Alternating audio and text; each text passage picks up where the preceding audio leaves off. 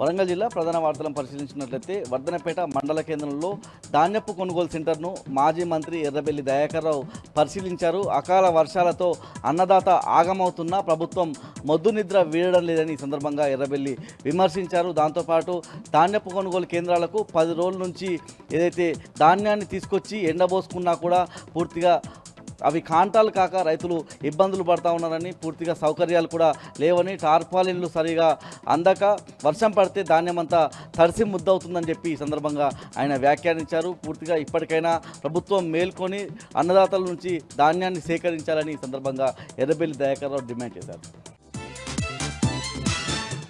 హన్మకొండ జిల్లా ప్రధాన వార్తలను పరిశీలించినట్లయితే హన్మకొండ జిల్లా బీఆర్ఎస్ పార్టీ కార్యాలయంలో మాజీ ఎమ్మెల్యే పెద్ది సుదర్శన్ రెడ్డి బీఆర్ఎస్ శ్రేణులతో కలిసి మీడియా సమావేశం నిర్వహించారు. పూర్తిగా కాంగ్రెస్ ప్రభుత్వం అవినీతిలో కూరుకుపోయిందని, అన్ని శాఖల్లోనూ అవినీతి జరుగుతుందని ఈ సందర్భంగా పెద్ది సుదర్శన్ రెడ్డి వ్యాఖ్యానించారు. పూర్తిగా రైతాంగం అమ్మేటువంటి పంటల విషయంలోనూ అవినీతిలో ఈ ప్రభుత్వం కూరుకుపోయిందని, దీంతో రైతన్న నష్టాల్లో కూరుకుపోయాడని, ముఖ్యంగా ధాన్యపు కొనుగోలుకు సంబంధించి 14-15 నెలల క్రితం హైకోర్టులో కేసు వేస్తే ఇప్పటి వరకు వాయిదాల ద్వారా దాన్ని కొనసాగిస్తూ వస్తున్నారన్నటువంటి వ్యాఖ్యలను పెద్ది సుదర్శన్ రెడ్డి చేశారు. దాంతోపాటు సిసిఐ ద్వారా పత్తి కొనుగోళ్ల విషయంలోనూ రైతులకు ఎగనామం పెట్టే విధంగా వాళ్ళను మోసం చేశారని చెప్పి ఈ సందర్భంగా పెద్ది సుదర్శన్ రెడ్డి వ్యాఖ్యానించారు. 3,000 కోట్ల రూపాయల అవినీతి జరిగిందని సిసిఐ పత్తి కొనుగోలుకు సంబంధించి ఆ డబ్బులన్నింటినీ ఎవరైతే సిసిఐకి అమ్మినటువంటి పత్తికి సంబంధించిన రైతులకు వెంటనే ఆ ఖాతాల్లో ఆ డబ్బులను జమ చేయాలని ఈ సందర్భంగా పెద్ది సుదర్శన్ రెడ్డి డిమాండ్ చేశారు.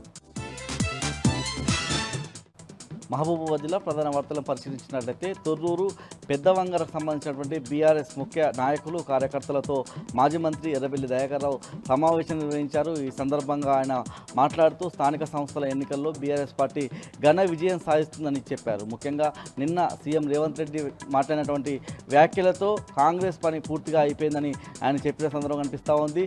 మళ్ళీ ఇవాళ ఢిల్లీ నుంచి రేవంత్ రెడ్డికి పిలుపు వచ్చిందని, ఈసారి అక్కడికి వెళ్ళి వస్తే అతని పదవి ఉంటుందో ఊడిపోతుందో తెలియని పరిస్థితుల్లో రేవంత్ రెడ్డి ఉన్నాడని ఈ సందర్భంగా ఎర్రబెల్లి దయాకర్ రావు ఎద్దేవా చేశారు.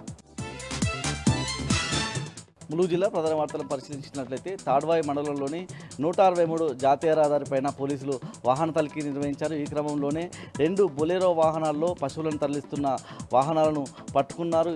ఆ వాహనాలు భద్రాద్రి కొత్తగూడెం జిల్లా చెర్ల మండలం నుంచి హైదరాబాద్కు పశువులను కబేరాలకు తరలిస్తున్నట్టుగా తెలిసింది. పట్టుకున్నటువంటి 16 పశువులను ఏదైతే జయశంకర్ భూపాలపల్లి జిల్లా దగ్గర ఉన్నటువంటి రాంపూర్ గోశాలకు తరలించారు. 2 పైన కేసులు నమోదు చేశారు.